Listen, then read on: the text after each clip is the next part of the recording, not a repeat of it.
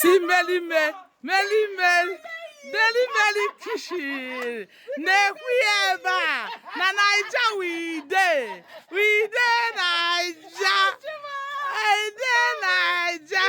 After how many years? After how many years? 25 years. We dey Naija. If you guys here.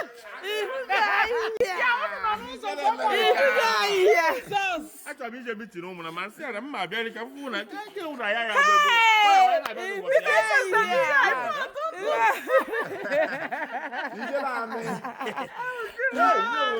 After how many years? After how many years?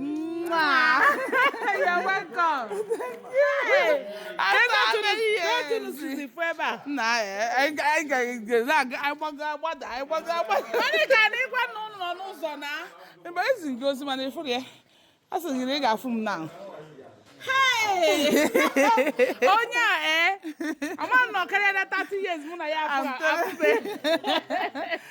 You're welcome, my darling. No. I don't know. When you're but I didn't see auntie. Allah, come and greet us now.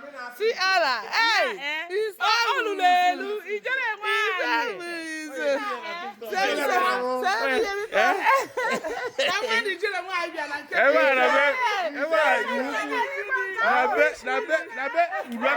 live. I know live. Okay. Etu amaka. Ogbo, mmadụ edu etu ya, imari.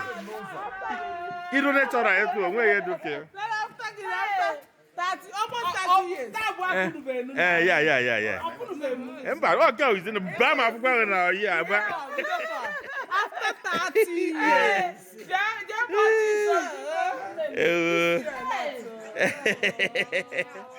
Oh my God.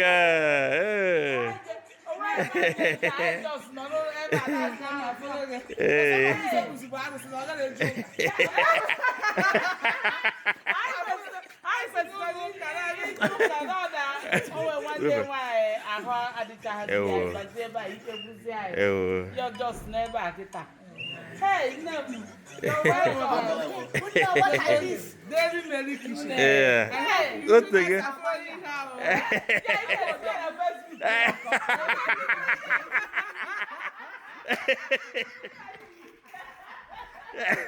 Oh my God, you be out there. You might do ya.